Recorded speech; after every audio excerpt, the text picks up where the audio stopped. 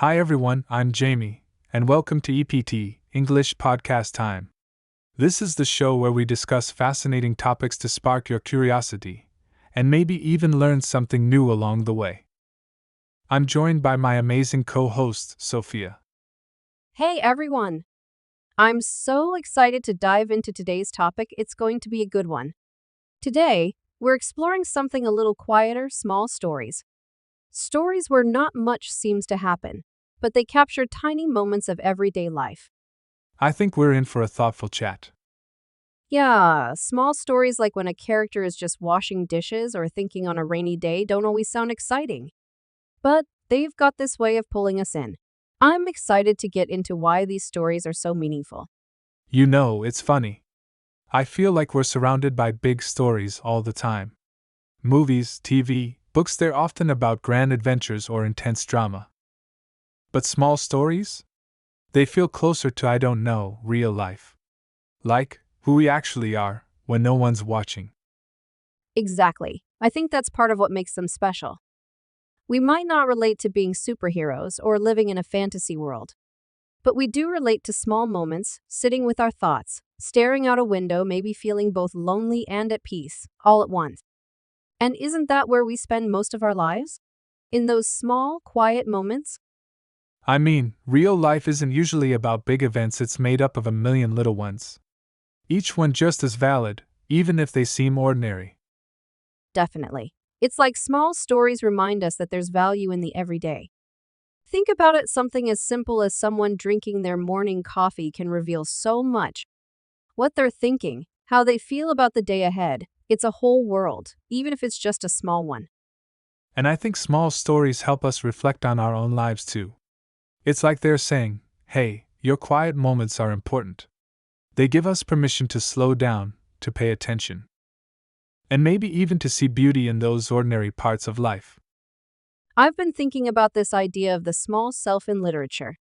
It's a concept in certain philosophies and also in art, where we focus on life close up rather than from some grand, epic perspective.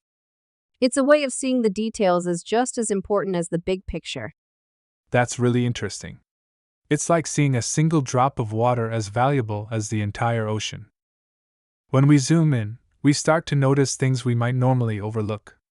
And sometimes there's something comforting in that small self, as you put it.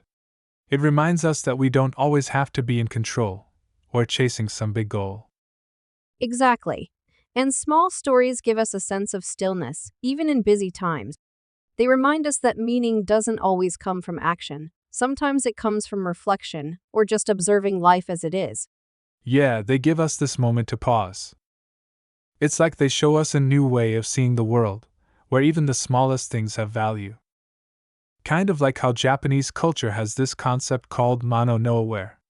It's about seeing the beauty in transience, in fleeting moments, even if they're sad or simple. Yes, that's such a beautiful way to put it. Small stories capture those moments without trying to make them something they're not. They're simple, but that simplicity lets us see something real, something honest. Like even if a character is just watching the rain, that scene can show us everything: their mood, their loneliness, their peace. It's such a powerful way to connect with the reader, isn't it? Big stories sometimes push us to follow along, to focus on plot twists or drama. But in a small story, we're almost invited to sit quietly with the characters, just as we are. That's such a great point, Jamie. And I think small stories also allow us to get to know characters on a much more intimate level. When there isn't a lot happening plot-wise, we notice the little things about them, the way they think, how they see the world, what memories they hold on to. And that's something all of us can relate to, right? We all have little moments that mean a lot, even if they seem like nothing to someone else. Like, I remember this one small memory of going fishing with my dad as a kid. Nothing big happened, but I remember that morning, the smell of the lake, it stuck with me all these years. Exactly. Those moments might seem ordinary, but they're actually quite powerful because they're real. And small stories give us a place to explore those memories, to feel that they're significant. I think that's why small stories can be really powerful for writers too. It's an invitation to focus on the details, on things like the sound of footsteps, or a tiny gesture a character makes. You don't need a big, complicated plot to make readers care. Yes, and writing small stories can help writers develop their style, their voice. When you're not so focused on plot, you have more freedom to experiment, to explore a character's mind or how a scene feels. And honestly, they make storytelling accessible, especially for beginners. You don't need a big twist or tons of characters. You can start with one person in a single setting, just one small moment like making tea or walking home from work. And in that moment, you can say so much. I think of authors like Raymond Carver, who made a career out of telling quiet, small stories. His characters often feel lonely or lost, but he finds the beauty in their situations, even if they're sad or ordinary. It's like he's saying, life is messy, but it's still worth observing.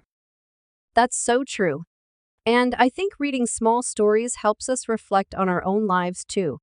They can make us more aware of our everyday experiences, like taking a walk or just sitting alone with our thoughts. Suddenly, those things don't seem so ordinary. They feel a little more meaningful. Right. And I think there's a kind of magic in that. It's almost like these stories give us a lens to see our own lives with a little more clarity, a little more appreciation. You know, it's kind of like how poetry works.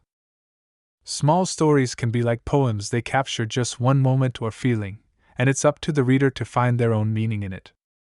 You're not told what to feel. You just feel it. Yes, that's a beautiful comparison. They don't demand anything from us, they just invite us to see the world differently. And maybe even to see ourselves differently. So, for anyone listening who thinks their life isn't interesting enough to be a story, I'd say that's the beauty of small stories. They're about the life that everyone's living, every day. You don't have to be a hero to be part of a meaningful story. You just have to be present. Exactly, Jamie. And I'd say to those people, your life is already a collection of small stories. They might seem ordinary, but they're unique because they're yours. Writing about a simple moment, like a walk in your neighborhood, can hold more meaning than you think. It's true. Small stories show us that our daily lives are enough. We don't need huge events to feel connected to ourselves or to others. Sometimes, all we need is a quiet moment to remind us that life is happening, even in the smallest ways. So true. And if more people took time to notice the small moments, maybe we'd all feel a little closer to each other. Small stories might be quiet, but they have this way of connecting us in a very real, very human way. Couldn't have said it better myself, Sophia. Let's quickly go over 5 related vocabulary words that might help listeners as we talk about small stories. Mundane, meaning ordinary, everyday, and not exciting. Example, sometimes the most mundane moments like having coffee in the morning can mean the most. Introspection, meaning the process of examining your own thoughts and feelings. Example, small stories often involve introspection, where characters reflect on their lives quietly. Transient, meaning lasting only a short time, temporary. Example, small stories capture transient moments like a single sunrise or a passing thought. Poignant, meaning evoking a keen sense of sadness or feeling. Example, a small story can be very poignant, touching our hearts with simple, relatable moments. Reflection, meaning careful thought or consideration. Example, reading a small story often leads us to reflection on our own lives, helping us see beauty in the everyday. Well, thanks, everyone, for listening. I hope we've inspired you to pay attention to the small stories in your own life. Absolutely. Thanks for joining us, and remember there's beauty in the small things. Go out there and find it in your own life. Let us know in the comments below, and feel free to suggest any topics you'd like us to explore next. Thanks again, everyone. We'll see you next time on EPT, English Podcast Time.